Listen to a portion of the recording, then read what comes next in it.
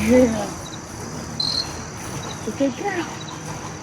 Hi, I'm Nicole with Off Leash K9 Training in Canton, Ohio.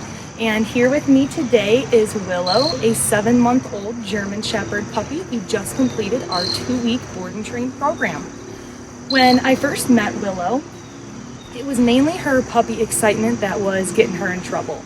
Her owners really just needed to have a better handle on her basic obedience so they could take her out in places that had higher level distractions, and also just so they could have their friends and family come over their house and she had better stability when holding a place or a down, so that way she wasn't all up in your face with her puppy brain. So let's go pull her out on day 1, and I can't wait to show you what she looks like after 2 weeks. Thanks.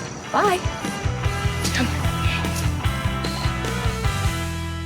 In these next couple of videos, I'll be running through the commands that Willow will learn over the next 2 weeks, and you can see when I ask her to come and sit, she does come to me. She's just pretty excited, pretty floppy puppy, and then that excitement's taken over and she's not giving me a sit the next couple of times I ask. This time, when she does give me a sit, I'm asking her for a down. You can see she's just not too sure that time what I'm asking her to do.